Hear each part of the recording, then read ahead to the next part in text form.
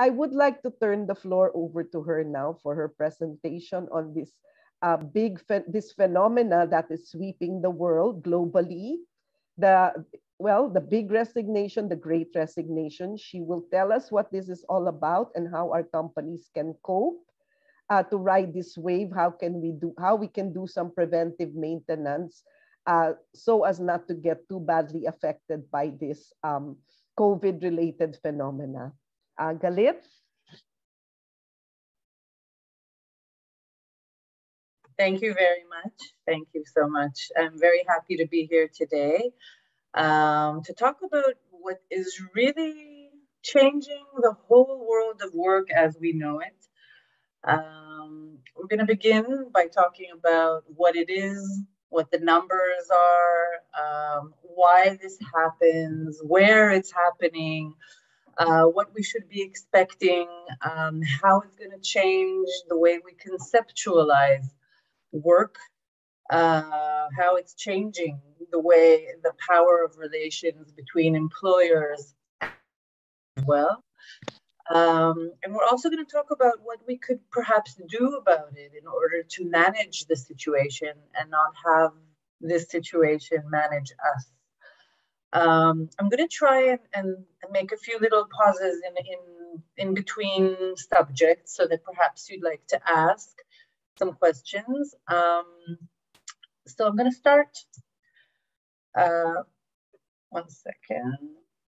I do want to say before I begin, just to prepare, speaking of COVID, here in Israel, COVID is on a new wave, and I just hope that my children who are quarantined in the other room won't just burst into this room. So let's prepare for that. That's another thing COVID has taught us.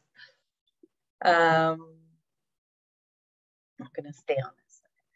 So I can't talk about this new phenomenon without talking about a few heavy-duty events that happened in the world and how they changed the world of work. So COVID is kind of, not only in my opinion, but COVID is kind of on a scale like a world war. It's a global phenomenon. The whole world is dealing with it in one way or another. And just like in World War I, when after the war or during the war, women were pushed into the workforce, that was a huge change and huge shift of paradigms in how we conceptualize work, okay? So women entered the workforce pretty much during World War I when men were at war. And since then, we've been part of the workforce and our presence has changed and developed definitely over the years. Another huge event that happened on a global scale is what we remember to be the Great Recession in 2008. After that happened and affected the whole world over, people were looking for stability, for security. They weren't leaving their jobs. They wanted to stay inside their positions and hold on as fast as they can. I remember myself, by the way, in 2008, working for many companies here in Israel. And people were searching for that secure job at a bank or in the military or the police force, jobs that they knew couldn't disappear in one night, just like what happened in the Great Recession. Okay. Since then, many years have passed, and here we are in 2022, dealing with a new global pandemic, right? COVID-19, which when we kind of think about how it entered our lives in around March 2020, things have changed so much. And I put this picture up here because it just really shows us how in one day, everything kind of closed down. We were all locked down, everything closed, businesses closed. We were forced to stay at home. Many people were put on furlough. Others were fired from their jobs. Suddenly, the places we worked at were no longer those places that gave us full security. We were locked down at home and afraid to leave our homes just because leaving our home could actually make us ill and, perhaps even lose our lives. This disease or this virus, right, made each and every one of us have a full stop, and forced us pretty much to reimagine our lives. And events such as this can, I could say, change everything in 1 minute. But the thing is, we had way more than 1 minute. We had months of sitting at home, and there are places in the world that haven't actually left their homes or gone back to regular working in the office up until this very day. So things have changed, things have shifted, and COVID-19 is still hitting hard. Even when you think it's over, it comes back in a new wave, just as we are experiencing it here in the Middle East, and I know it's being experienced like that globally. So let's talk a little bit about how this connects to the big resignation. I want to put up a little short video.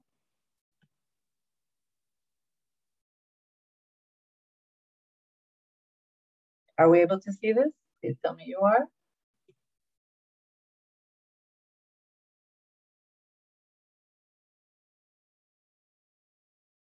We can see the slide, Galit, but not the video yet. You can't hear? We see the slide, but not the video. Okay. Yeah. Let's see. How do I do that? Just 1 second. I think it's an important one to see. Just 1 second.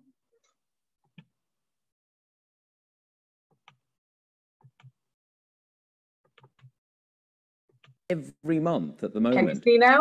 It seems the pandemic has led many to rethink what they need and what they want from a job. Michelle Fleury travelled to Kentucky, where people are quitting at a higher rate than in many other states. Alex Carter hit his breaking point last year. The former bank manager grew tired of dealing with bad behaviour from customers during the pandemic. The attitudes of the people who come in and don't want to follow the rules and want to yell at you about why they don't feel they need to, you can only take so much of that. Okay, just take a second to prepare. Alex started looking for a job that wasn't customer-facing. That's actually a good note. He got an offer from a local manufacturing company here in Kentucky. What's in the pipeline there? This was absolutely the best career move for me and my family. And Alex isn't alone. In October, more than 4 million Americans quit their jobs, part of a trend economists call the Great Resignation. You know, I couldn't be happier. And it's not just With millennials. how things have worked out for me, I know it's going to work out the same for you. Alex's dad is switching jobs too. I saw how happy Alex was at Stronghold and told him to keep his eyes open. It has been interesting for us. Mike Clark is an economist at Gatton College of Business and Economics. According to him, the Great Resignation is also the Great Rotation, as people take advantage of the tight labour market. It's not simply that people are resigning.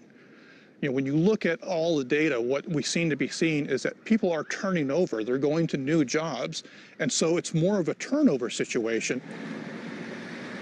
Josh Hoff quit to start his own business. The former forklift driver recently launching Bourbon City Taxi Service in Bardstown, Kentucky. I look forward to the day versus dreading going into work because I don't consider when I do work. While many people left jobs for more money or more flexibility, Josh's reasons were more personal. We thought my daughter had cancer at one point, and I was at work. I couldn't leave. And they were like, oh, well, if you leave, you know, it's going to be a write-up. And at that point, I was just like, you know what? I parked my forklift, got off of it. I said, do what you got to do. Left. And then my grandmother passed. And then my grandfather. I'm sorry. I'm sorry. I didn't mean to. Just didn't get to go to my grandpa's funeral. Surrounded by death and illness during the pandemic, Josh, like many, started to feel that life was passing him by. I mean, how do you feel today? Today, I feel liberated. There's so much more to life than a big house or having that career. As in many cultures, in America, a job is more than just a wage. It is a source of self-esteem and status. But the pandemic is altering this country's obsession with work, changing how some people think about life and work and what they want out of both. Michelle Fleury, BBC News, Kentucky.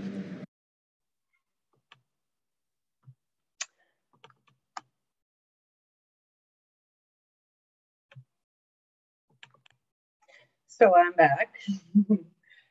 I wanted to show you that quick bit just so that we could get all warmed up and talk about really what is sweeping the world.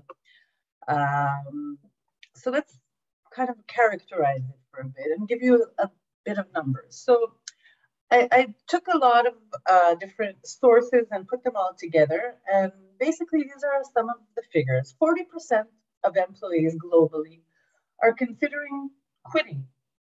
In the US, 4.3 million employees have quit their jobs up until October 2020. In the UK, 38% consider leaving, 38% of the sample that was actually sampled. A shortage of labor, this is an important thing that we should be talking about soon, can be seen all over Europe and Asia. We'll be talking about that. Even after vaccination rates have risen and companies are actually calling back their employees, many are resistant to coming back. A study conducted by Randstad showed that almost a quarter of workers out of 6,000 surveyed are actively planning to change employers in the next few months as part of the Great Resignation, prompted by many vacancies, because there are many openings, and the burnout caused by the pandemic. Here they found that 69% of them were feeling actually pretty confident about moving to a new role in the next few months, and 24% were planning a change within 3 to 6 months. Some of those looking for new jobs were workers who during the pandemic stayed in roles that they were unhappy with and they weren't able to leave their roles because perhaps there wasn't another role inside. The YOLO effect, which I'll be also talking about a bit more, is pretty much talks about how the pandemic has changed, how many people have thought about their lives, their work, and what they want out of both. Okay? It really made people step back and rethink their lives, and also reminding us how COVID has reminded us how life is short. One second, I want to see how I...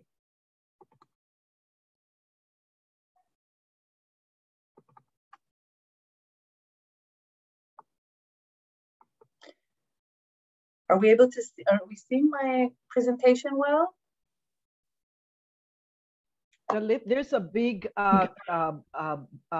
block on the slide on top. Yeah. So I don't know if there is any. Yeah. It's just on top, which I know is the title, The Big Resignation. The rest of the slide is well seen. One second. One second. I apologize.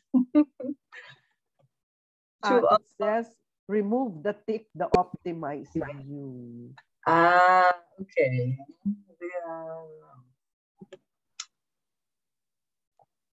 Okay, now I know what I need to do. I apologize, everybody. It's okay, don't worry. Because I optimized it for you. Yes, yeah, and that caused that black rectangle to appear on top. Is it okay now? This is very good now. Wonderful. This is great. This is great. So, I'm getting perfect. I'm getting back perfect, to thank you. Perfect. Of course, all is well. So workers are pretty much unsatisfied with their current jobs. This came from the study, and many are actually searching for better opportunities that promise benefits, and a change, really upgrading lifestyle. And I'm going to talk a lot about that very soon. The crisis showed that workers who don't want to comply with long hours at work feel signs of burnout. And it also brought conditions that were not favorable for workers, which is why employees, especially working parents, want to change their terms of employment. So many things happened during COVID and are still happening during COVID. As I said, mixing things up, changing the way we used to do things, and shifting the way we think about things. So why is this happening? We need to start talking about that. Limeade, a company that actually deals with employee well-being, conducted a study that wanted to determine why job changers left their previous roles and what attracted them to their new roles. They basically polled 1,000 US-based full-time employees at companies with 500 or more employees about burnout, about well-being, and about organizational care. So all respondents started a new job in 2021 and have been there for at least 3 months. This is what we found. One reason people left their jobs or switched their jobs was burnout. 40% of employees cited burnout as a top reason for leaving. Okay? Before I continue, I want to actually share a poll with you guys. And if you don't mind answering a few questions, we'll discuss these questions. I'm going to launch the poll. Take a minute to answer a couple of questions, and we'll get back to the reasons.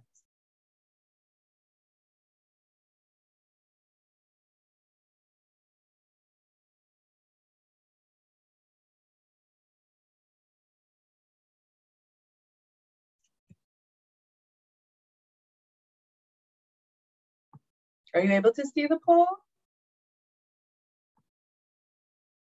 Yes, Galit, the poll is on the screen now. Wonderful. You can see it. I appreciate your sharing, and we'll discuss the poll.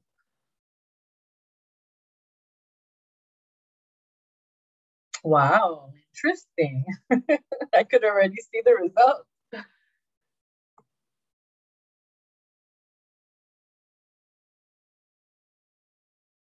I love it. Excellent. That's great.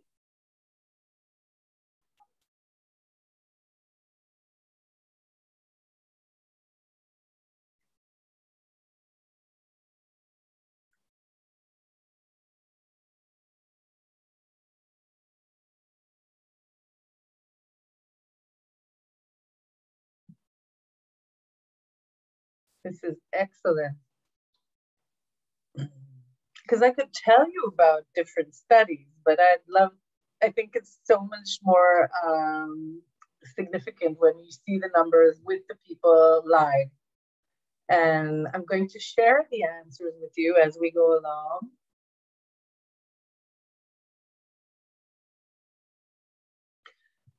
Okay.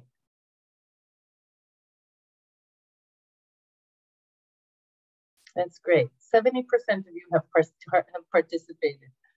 I think I'll end the poll. Okay, wonderful. So what we see here, basically, are you able to see the poll? Yes. Yes, I'm going to share. Not the results, though. Okay, now we see the results. I'm going to share the results. What I'm showing you here right now, I asked you 5 questions. One of them, have you felt a change in your life priorities since COVID came into our lives? 88% said yes, of course. Okay. 2, have you been experiencing difficulty in recruiting in the last few months? 81% said they have been experiencing difficulty in recruiting in the past few months, which is the right answer. Have you felt a shift in the depth of your role as HR? And I'm so happy to see that 90% said yes. The role of HR has shifted dramatically, and we're going to talk about that as well. Do you know anybody in your circle of friends or employees who have quit in the last year? 95% have said they do. So that's amazing on a global level. In your current recruitment process, do you see any predictive tools to help assess job stability? And 60% said no, while 40% said yes. So that's amazing. Thank you so much, by the way, for sharing. And I think that really connects us right now to the here and now, how these issues are issues that we're talking about and we're dealing with it on a daily basis. So 40% of employees cited burnout as a top reason for leaving, okay? I think we could all identify with that, right? With the picture. That's how I feel sometimes. The second reason is job dissatisfaction. Employees were so dissatisfied with their situation that more than a quarter of all respondents, remember, left their jobs without even having another job lined up. They were fed up and wanted to leave. Okay? Imagine, I don't think you need to imagine, we're all experiencing this on a global level. For the past 2 years, I don't know who of you have taken a vacation. I haven't been abroad for over 2 years because of COVID, and so many other reasons for dissatisfaction. Another important factor is remote work and flexibility. So COVID actually made us work from home, and once things kind of came back to normal, many employers wanted their employees to come back to work physically, whereas employees were primarily attracted to their new current job based on the ability to work remotely and other forms of flexibility. So remote work on the employee side is something that we aren't going to give up so soon. Okay, I like this picture because I actually personally know quite a few people who decided in the past few months that they're going to keep their jobs, but they prefer doing it on some exotic island because it doesn't really matter where they're working from as long as they're working, right, and being productive, but they rather, enjoy life as they do that and open up their laptop at some exotic location.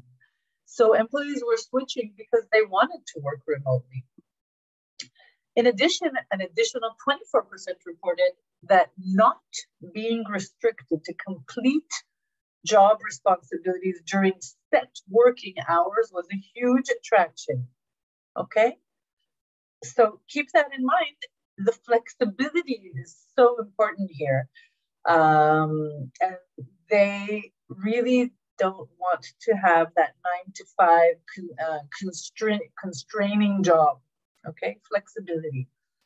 In another aspect is overall happiness. Job changers are generally happy they made the switch to a new role. So the study I'm talking about right now is pretty much kind of like reverse engineering to understand in retrospect what happened with these people who left their jobs, and in general, they're pretty happy. Why? 22% say that they feel cared for more as an individual by their new employer, and 22% report improvement in comfort, even regarding disclosing a mental health condition, with how they felt as opposed to how they felt with their previous employer. So for many, making this shift made them feel as though their new employers cared more about them. Okay. So 5 main reasons why employees quit: burnout, company going through organizational changes, lack of flexibility, contributions and ideas not being valued, insufficient benefits, and well-being not supported by the company. So take this into consideration. Many think that the big resignation has to do with a change of salaries, etc., etc. That is part of it, but most importantly, the feeling of burnout at the jobs that we are at, and the feeling that we're not being supported by the company are huge in that aspect. Okay, and those are psychological aspects. We need to remember that. So, sorry. what people are looking for in a new job, in accordance to what I said, is the ability to work remotely according to personal preference. Give us the flexibility employees are saying. They want more money. They want better management, because I think that COVID has actually shown us how important it is to manage our employees, but manage them on a psychological level, not only on a executional level, okay? Perhaps a better company reputation, better work-life balance, and of course, flexibility in work schedules. So the name of the game is flexibility and caring.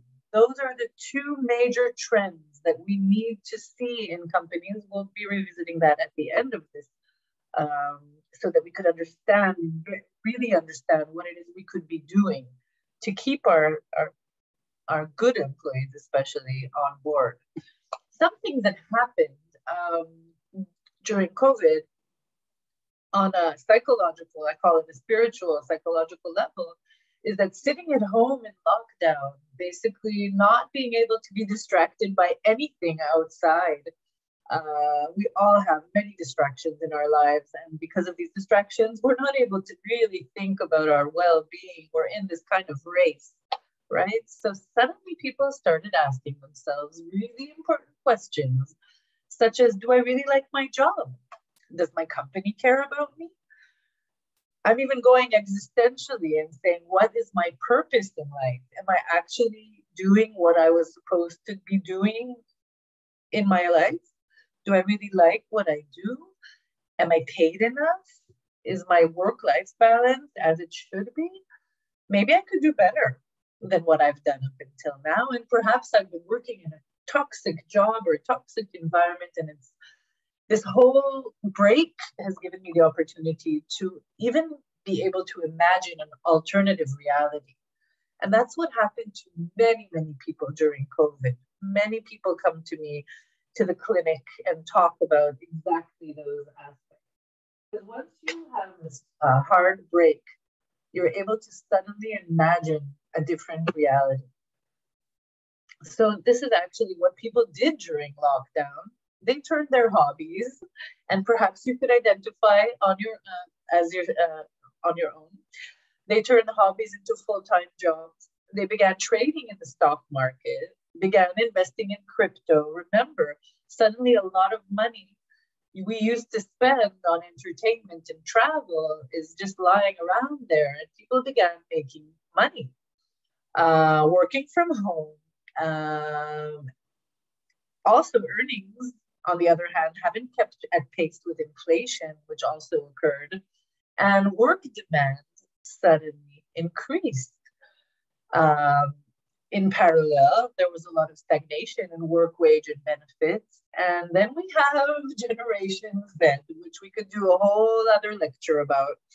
14 million people in Europe have labeled themselves as not working or not looking.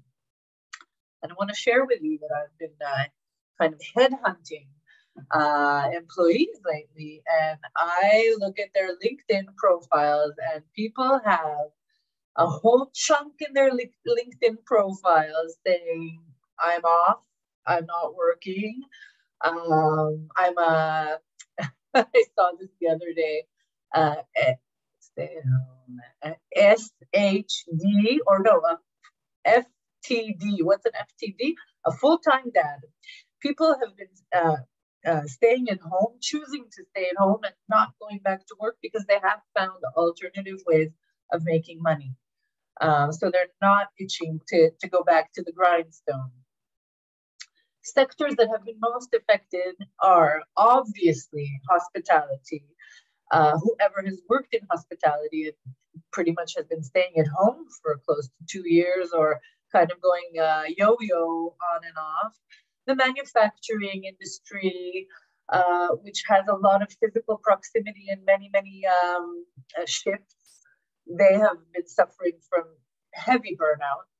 Technology has been affected very much because in technology, due to the huge changes in digitalization, many jobs have been created and not enough people to fill up these jobs. And that's a whole other topic we need to talk about, because the future is in technology.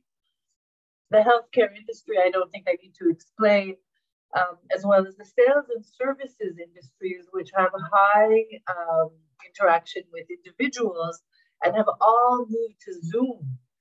As we are here today, I would definitely have preferred flying in and seeing you guys, but doesn't seem like that's something that could happen, definitely not this year. So sales and services have also been severely affected, and people are burning out, changing jobs, trying to find something a bit better than what they had. Those are the sectors most affected. Remember, the ones that have a lot of physical proximity on the one hand, and the other hand, different places that have not only physical proximity, but a lot of burnout, or professions that are yo-yoing and have very little job stability. So let's see, the forces at play here when we're talking about the big resignation are: one, a high level of burnout; two, many job vacancies brought on by changes in technology, and also by the fact that there are many positions that people just prefer sitting at home.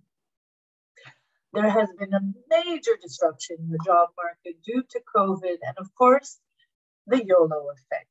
And the YOLO effect is basically the you only live once effect, which I will be talking about in the next couple of slides.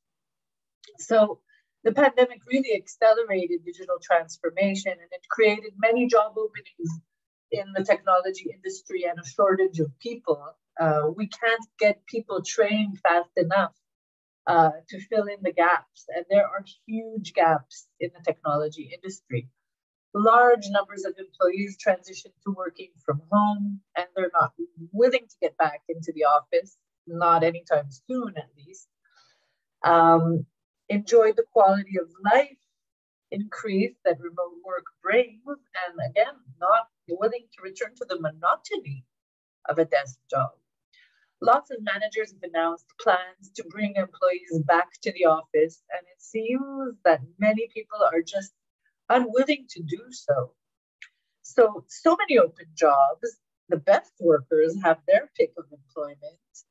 Other workers use their downtime to develop new skills or new passions, and now they want to find roles that help them incorporate their new interests into their daily lives, so their old jobs are irrelevant. Some are just seeking roles that give them the ability to spend more quality time with their children or with their families, just like the guy we saw in the movie, in the little clip I showed you at the beginning. And then there are really the ones that just don't want to work. And as I said, a lot of passive income is being made in this new era of trading, etc. So a few words on the YOLO effect. The YOLO effect, you only live once, is understandably an effect people are experiencing nowadays, because COVID has really presented into our lives a bunch of sickness and you know, death. It's scary. There's a lot of, I wanted to put up a picture here of like a stand clock. People are walking around feeling like, you know, it could end any minute. By the way, it could end any minute anyway, but talking so much about sickness and death is something that really gets people heavy into their midlife crises, or not only midlife crises, but really just that kind of existential state of mind that if I don't do with my life what I want to do and have wanted to do, it could all end and I could have just, you know, lost that momentum.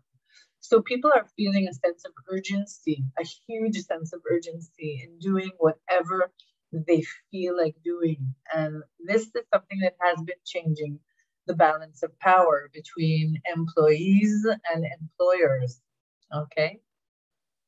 So it has to be really said that we're in an employees market Okay, unfortunately, I say for all of us, the HR and recruiting executives, it's an employee's market.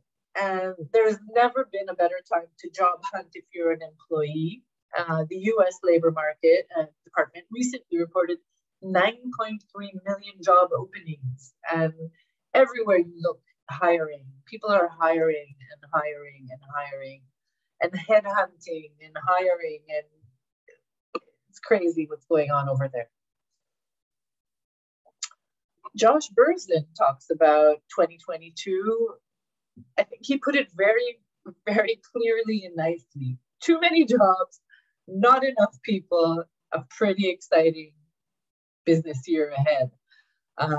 So we need to keep this in mind, because if the big resignation or the great resignation characterized 2021, 2022 doesn't show any signs of making more people. The opposite is true. We need to find very creative ways to fill up these jobs and hire people.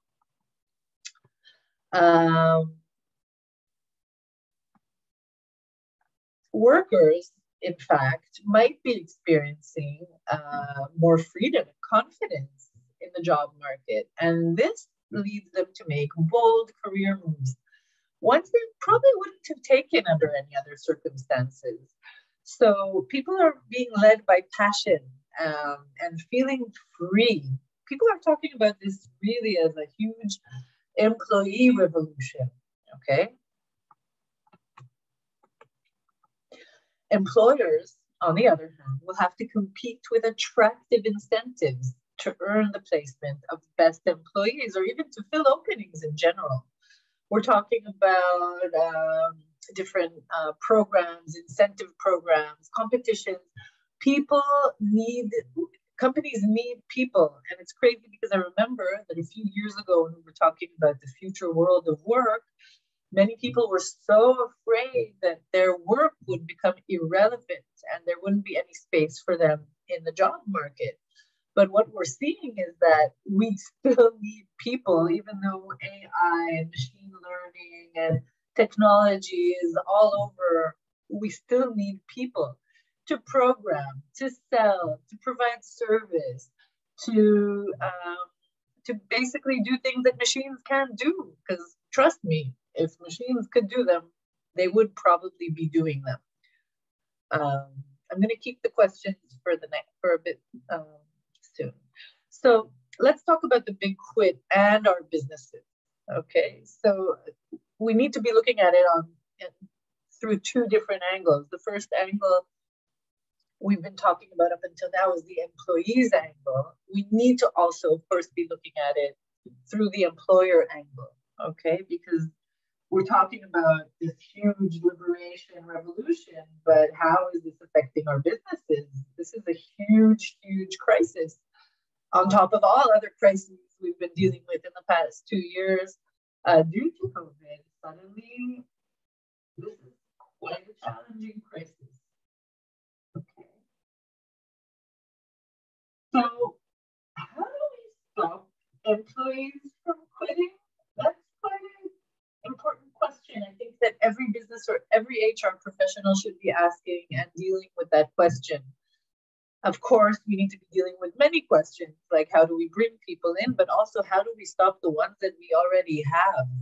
How do we stop them from leaving?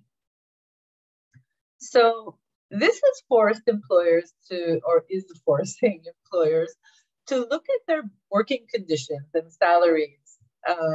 These two terms are crucial for the overall job quality that you want to offer on the market. So if you're employing people and feeling as though they might be leaving you, you need to stop immediately and revise what you're offering.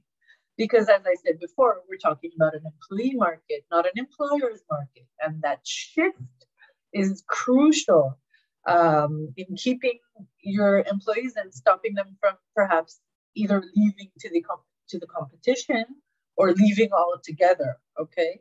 The ones that are going to leave altogether because they want to, the YOLO effect, Perhaps we couldn't stop, and maybe we don't even want to stop. But the ones that are going to leave us for the competition are the ones we don't want to leave us. Not that way, anyway.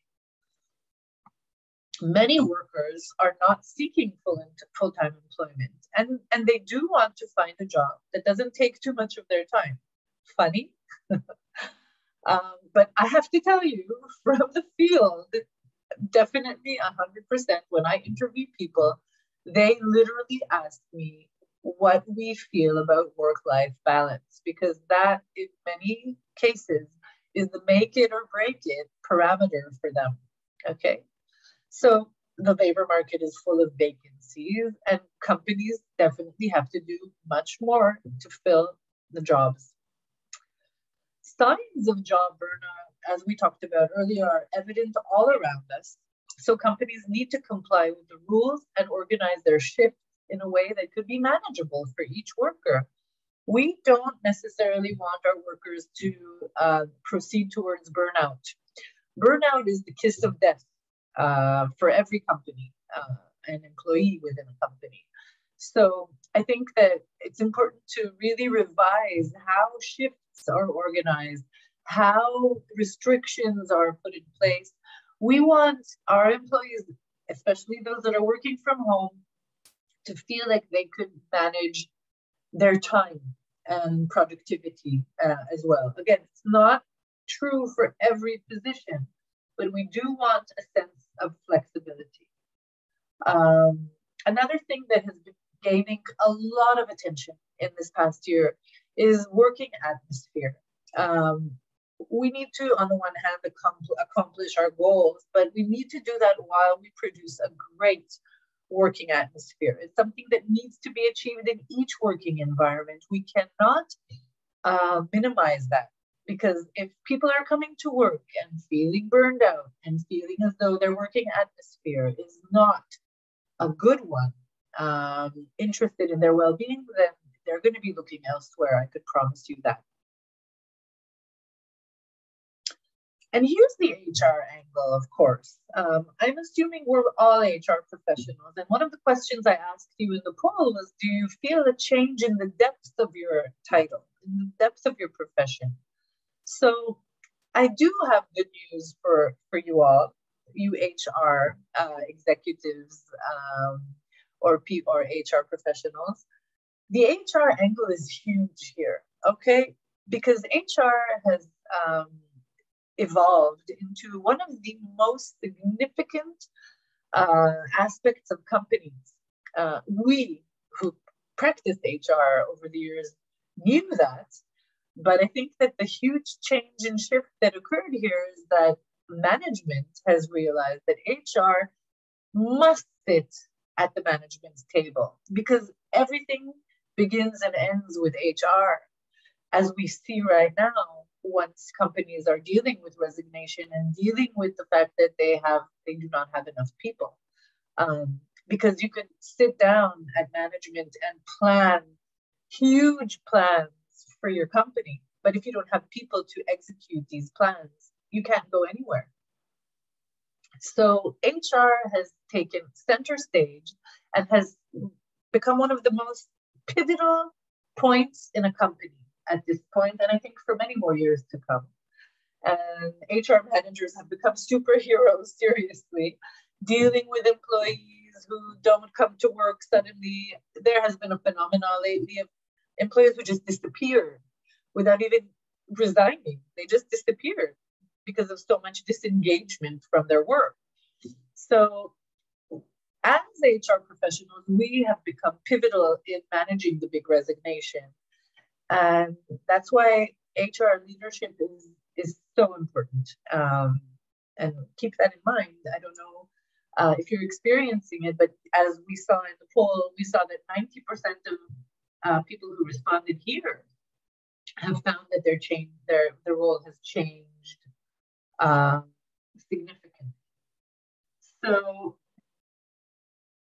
on the one hand, as HR professionals, HR leaders, there's an intense focus on what we call the employee experience, from the minor details of employee work days is everything okay? I have to fundamental issues of culture and purpose, and they will continue to be central to everything HR does. One of the things, aside from recruiting, that we need to be dealing with is what our employees are feeling as they come to work, okay? If in the past we said, tell them they should say thank you that we're giving them a job, tables have turned, my friends. We need to be very sensitive to what our employees are experiencing working for us. Another aspect as HR professionals that we need to be spending a lot of our energy and resources on is learning skills and career pathways, because learning skills and career pathways will become business critical. Because if I'm working in a company and I'm not learning, okay, I probably will be looking for a company in which I'll be learning more. I hear this more and more every day. Employees interviewing for companies are asking, what will I get here in terms of learning? How will this help me evolve in my career? Skills are business critical as well, because when we are recruiting individuals to our companies, we won't necessarily find the perfect fit, someone who did exactly what we're looking for them to do in this company. No. We need to be able to identify certain skills that will enable us to develop them as our company is going through huge change, shift, evolutions as well, because I'm reminding you all, we're in this crazy time, which will be looked back in history as a shift in paradigms, okay? And because we aren't actually sure where we're going to be in the next 5 or 10 years, right? We need people with certain skills, flexibility, personality, emotional intelligence, the ability to commit and also evolve as we evolve, okay? We need to be able to upskill and reskill in very short notice because things are changing rapidly. Just think about how much change occurred in the last 2 years. And again, career pathways. We might be recruiting somebody today, but we need to keep in mind where we want to see this person grow in the next year, 2 years, 5 years. And that will definitely keep these people in, okay? They won't be running away. They feel like they have a place that looks at them, cares for them, interested in their development and evolution, and wants to give them the new skills that the workforce needs, okay? This is exactly where us as HR professionals need to put a lot of our resources, as I said, okay? Another aspect that we need to spend many resources on is the working environment, culture, and basically the overall feeling.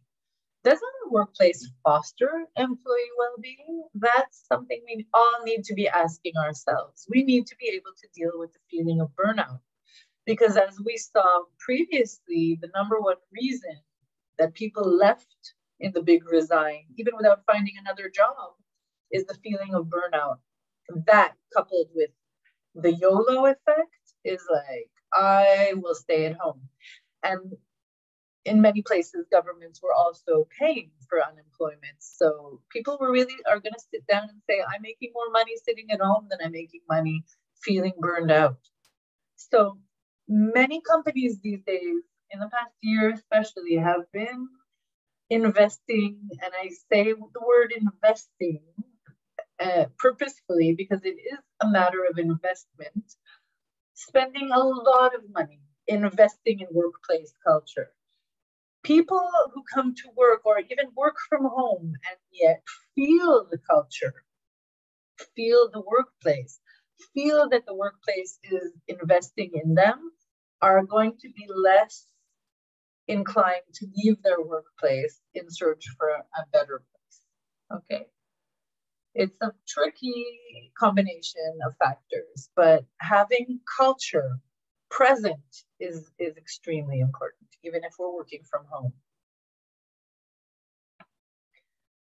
I'd like to say that I'm almost finished with the presentation, so I'm going to keep some time for questions at the end.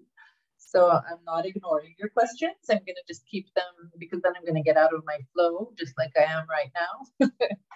So we could talk about all of this, and it's nice and it's interesting and it's psychology and it's HR, and we love psychology and we love HR. But at the end of the day, how it affects the business is what we need to keep in mind, because losing employees causes a lot of costs to the company, right? We have someone leaving, we need to hire a new person, and the learning curve costs us a lot of money to replace someone who's a true professional in their position. There's a loss of productivity, of course, since we're replacing someone who's been sitting in their seat for so long with a new person. Productivity shoots down. And difficulties in recruitment are insane. Okay. I think recruiters have become magicians at this stage. Here in Israel, I could say, and also abroad, I hear it and read about it all the time from my colleagues and from places that I'm, publications that I read. So recruiting has become even more difficult than ever. And I think recruiters are like willing to do anything to bring a new recruit in. There are challenges in retention because suddenly employees who haven't ever thought about switching are looking around and they're being approached through LinkedIn and through different channels because, again, the competition on talents is incredible. And not only on talents, the competition is incredible. I'm going to go back to that point saying that it is 100% an employee's market. So what could we do to manage this and not be caught surprised? I don't know. I know that it's begun to show in your region as well. How do we keep on top of this? Since it's an employee's market, attracting talent is way more difficult than it was even a year ago. There's so many job openings and less employees to pick from. Therefore, we need recruitment processes to be quick and efficient. The quicker and more efficient they are, we're finding the right person and bringing him in and trying not to let him or her be exposed to all of the different options out there. Okay, so we need our recruitment processes to be very, very professional and quick. We also want our recruitment processes to focus on a positive candidate experience because remember, the candidate is shopping right now and they need to feel like they're coming into a great place. I've had recruits literally coming into the offices and checking out what it's like to work here, if it's positive enough or not. When we're assessing potential hires, we want to focus, and this is the angle of assessment. We don't necessarily want to look only at their fit. We also want to focus on their attitude. We want to focus on their flexibility. We want to focus on their potential to grow and develop because we want to put them in career development plans from day one. We want them to know that we're absolutely invested in their development because, as we said, it's not only money, it's not only benefits, it's also psychological benefits and it's psychological caring. We want to assess their soft skills and their flexibility as well as their job stability. We have tests, we have designed tests like that, assessments like that over the past 2 years, knowing where the market is going and what is important for employers. So we actually have tests that focus on that, on attitude, flexibility, as well as positivity and stability.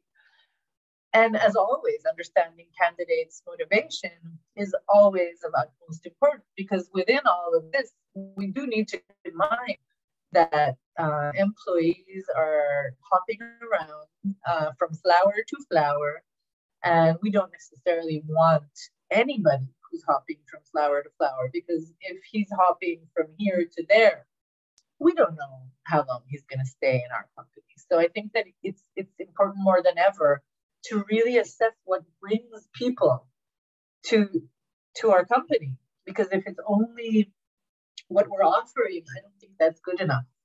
Okay, we do want to understand if there is a good fit in addition to other things. The good fit is something that will save us a lot of money afterwards, because again, if we're going to be recruiting somebody who came from a competing company to us, nothing could tell us that he won't jump to the next competing company afterwards. So there's a lot of hopping around, and we do want to even assess the hopping around. And I think that that also has an impact. Even when I'm interviewing people and there's a lot of pressure to recruit, I'm always going to pay attention to what the motivation is. Okay. So we talked about a lot of things here, and I'm ready to answer your questions.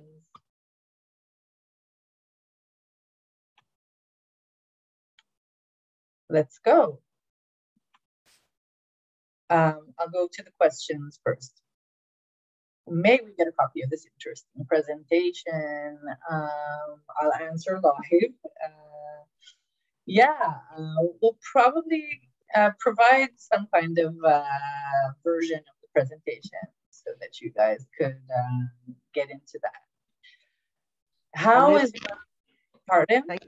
Thank you so much. Every slide was so valuable in its content and the knowledge you shared. I see so many people now clamoring for a copy. So yes, I think Itay, Galit, we will be providing. Yes, we'll provide a version definitely for you guys so that you could have a list of to do, right? Yes. So we do have some questions listed already in the Q&A. Galit, do you see those? Yes, I see them, and I'm starting to answer. If you don't, oh, okay. That's okay. So another question that I had was how well-being is defined and measured. I assume it's culture specific. I have to say yes, it is culture specific. However, well-being is also a global concept. Well-being is really the feeling that I have that I feel good.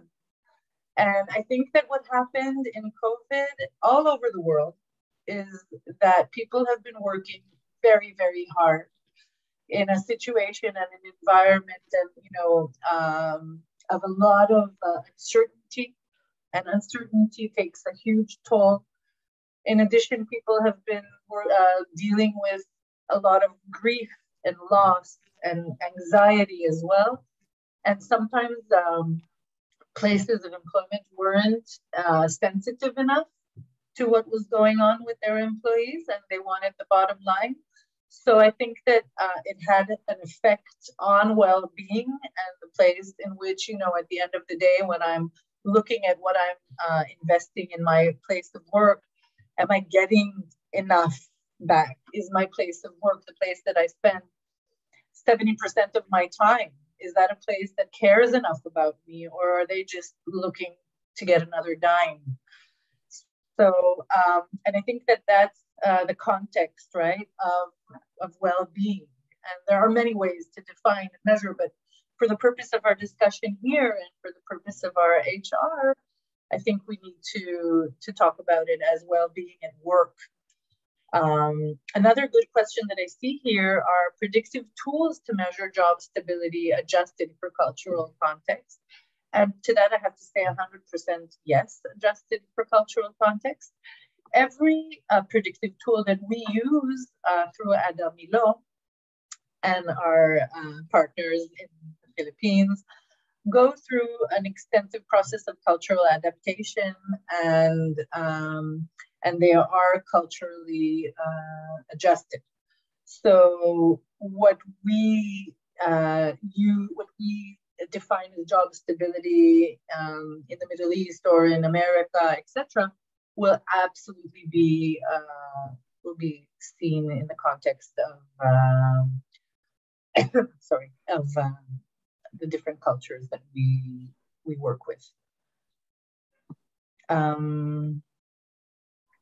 How do we strike a balance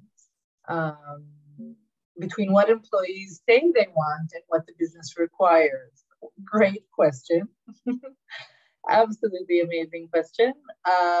It's a balancing act, right? Because it's funny, I had this discussion with somebody lately about, he's saying, you just give them whatever they want. And I'm like, no. I will not give anybody whatever they want. It's like children, in a sense. When you give everybody everything they want, then they don't really appreciate anything anymore. So it's imperative to strike a balance between what employees say they want and what the business requires.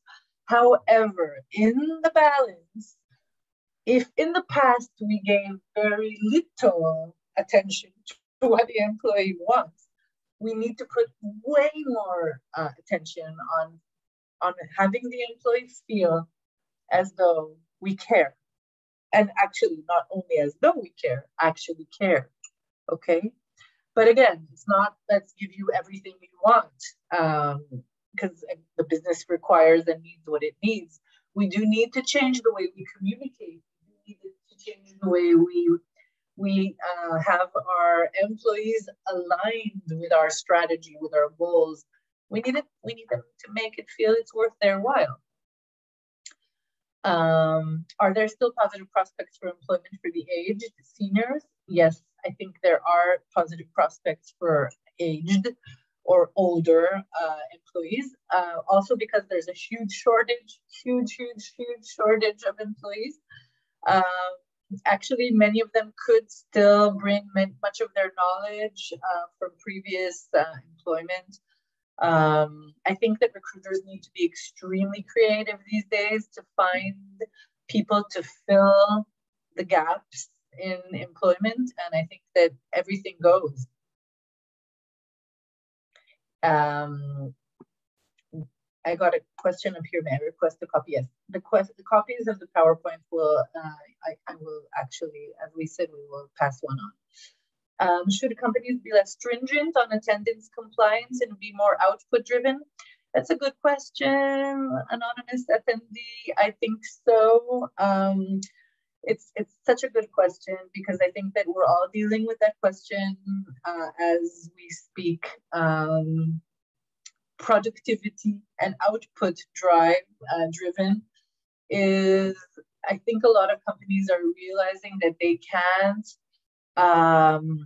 sit on every minute of attendance and compliance, especially if people are working from home, or expect that people work from home because they can't work within the office because of COVID, expect them to sit and be work-oriented 100%. But I think that there are other ways to measure our employees' productivity, and that is to be more output-driven and to be a little bit more lenient. Again, if we are more lenient, I think it's important to put down policies to help us be more lenient.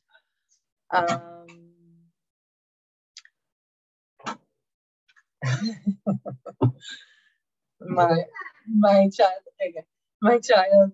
who is in isolation, just broke into the room. Another thing. Your child is worried you will get burned out, Galit.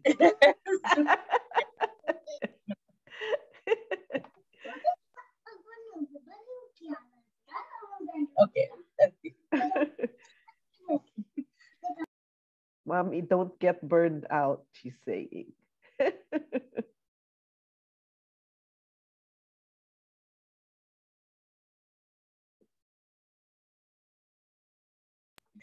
Luckily, I was on mute. I'm going to keep going.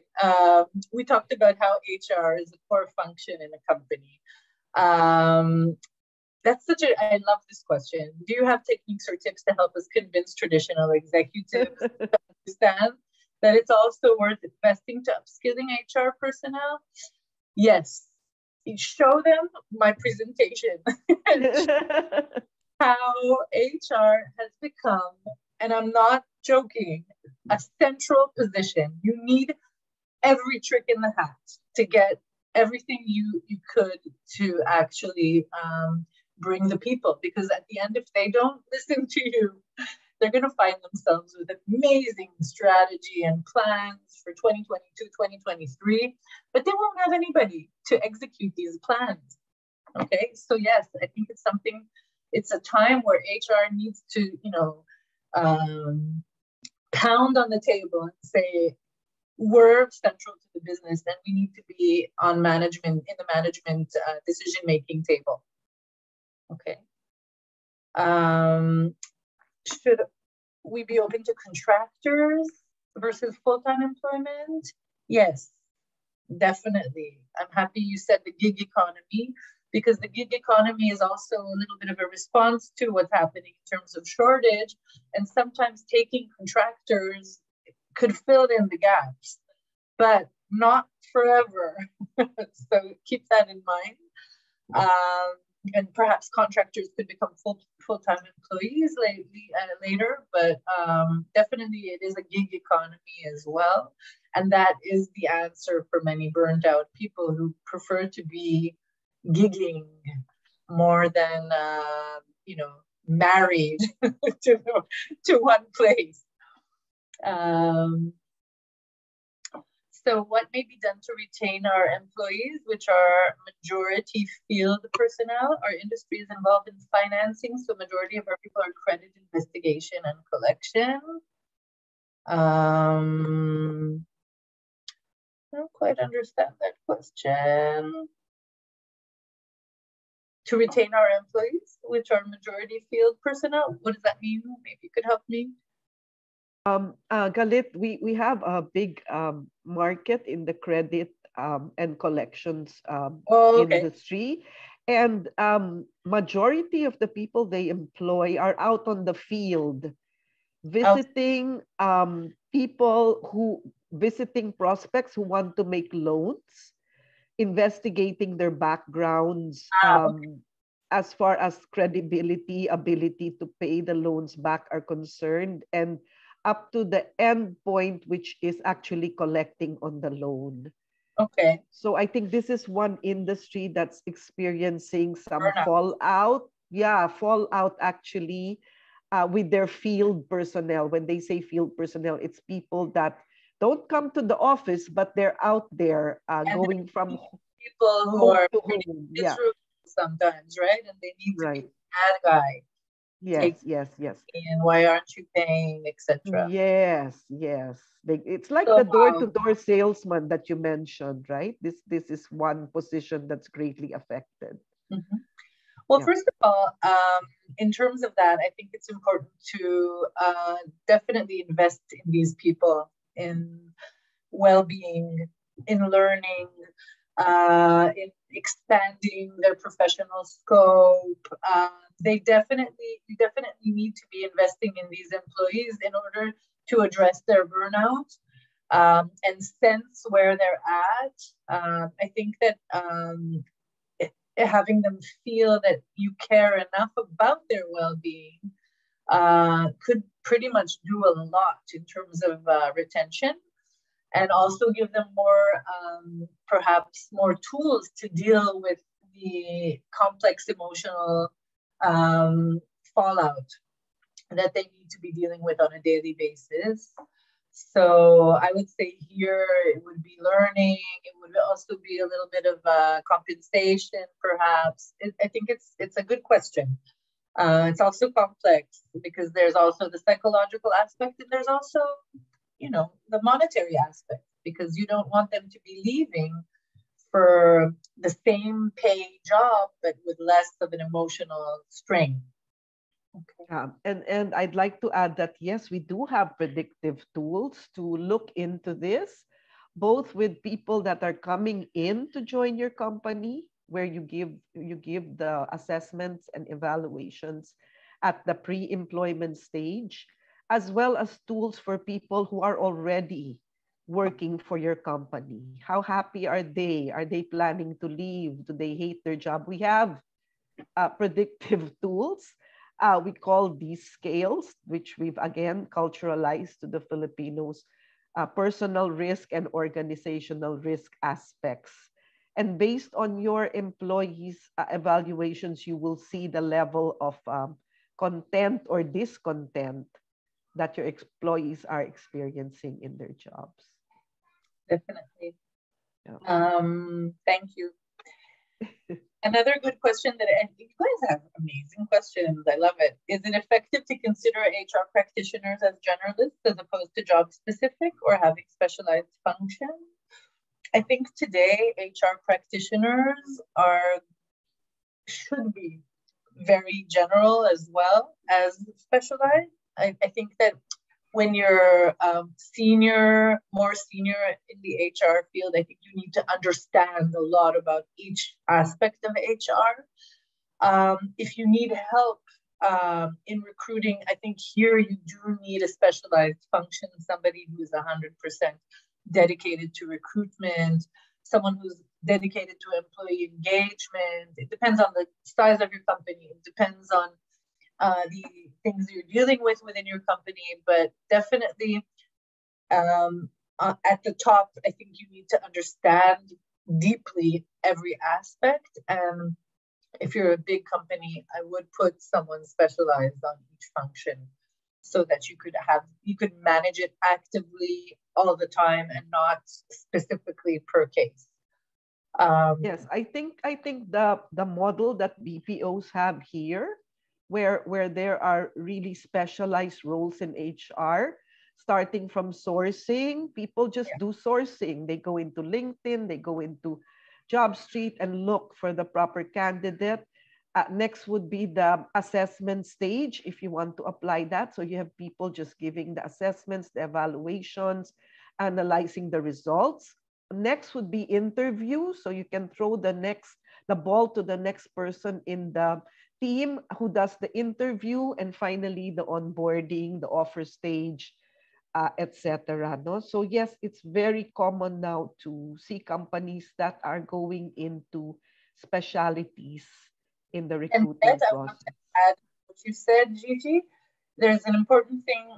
If we're talking about the difficulties in recruitment, I still say that I think there needs to be someone above who gives you a personal touch.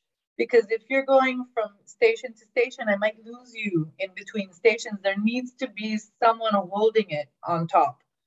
Of course. I think that's the little bit of a change that occurred lately, because there's so much competition on each person. So you need someone who's like, okay, it's like sales. Okay, yes. I'm letting you go until you come work for me, and pretty much become a bit of a sales transaction. That's right. And I've seen also in our clientele, to give it a personal touch, again, as Khalid mentioned, you have to make the employee feel valued. The last person in the chain is sometimes the CEO. He wants to be very hands-on, of course, for certain positions. But if the HR manager can come in the end, personally meet, greet, and talk to the client, the candidate about the company, let them know what's really, how good and stable the company is, how they will benefit and thrive, then you need to push your managers, guys, to be more hands-on. Your C-level managers have to get more involved in the end, okay, with the candidates that make the grade. I think that's a good way to let the candidate feel valued. I definitely agree. I'm going to, do you guys see my screen still? No. No more. Okay. So I want to there's one question that I want to look at here. With the gap in the labor supply, would you say our dream of ever reaching the 4th industrial revolution has become a pipe dream? Very interesting. It's a good question. I don't think so. I think that the gap is here. And I think that we will definitely deal with the gap on a global level through upskilling, reskilling. I think it's good news for the labor market. First of all, it's good news for employees, and it's good news all in all, because when there is no movement, there's a lot of people are stuck in place. So I think that we're actually entering as employees an era where everything is possible. Everything is possible. Paradigms have shifted. Everything is possible, and it's not over. We're in the midst of it. We're in the middle of it. And I'm going to actually look at the next question because it's from the same person.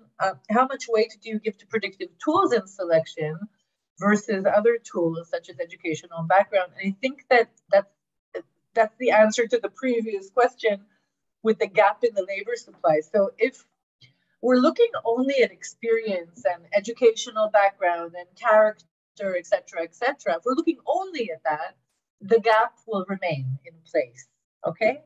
And I've kind of hinted toward this throughout my whole presentation, that since there is this gap, we need to become more creative HR professionals.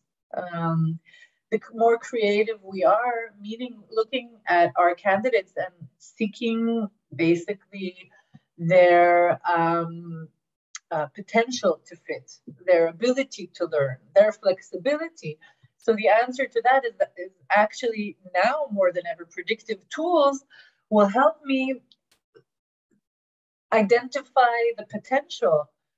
Not only do I have this guy, I won't find the person I'm looking for. I need to be able to find somebody that maybe I could teach, maybe that could develop, etc., etc. I need to find, I really need to find the potential and someone who could move in an agile way in my company these days, because I'm changing all the time, right? So definitely predictive tools are I think, even more important than educational background and character check nowadays, because we don't know where we're going. And what if management is not that supportive of the proposals of HR, which may be sometimes costly, but may help boost the employee relations? So the answer to that is, I think it's ROI. I could buy certain tools that will help me be more sure. And I think that nowadays we do have the ability to measure through data how good our selection has been. Because if I'm assessing somebody, I'm able to see the results of the assessment, and afterwards I'm able to see what happens in the field. So if I need to be, I need to gain more support from management, I actually do have to show data supporting what I'm doing. Because if I'm spending, I don't know, hundreds of dollars on interviews, and I could spend less on an internal, on an assessment and get better results, then I think that's definitely something management will accept, because management wants to know, am I getting a good ROI on what I'm investing here? Or am I just wasting a bunch of money and not getting anything? They're leaving me anyway. So I think that today, as HR professionals, we need to be able to show the data that supports what we're doing. Just like in marketing, by the way, marketing these days has become 100% measurable and data-driven, and so has HR due to HR tech tools. So having these tools and having the ability to show what it is that we're doing and how we're supporting the business through our practices will, I think, definitely convince management to invest. Management invests in a lot of tools that support business, and I think once that switch occurs, where management understands how much significance and value we bring to the business, then I'm sure that that won't be a problem anymore.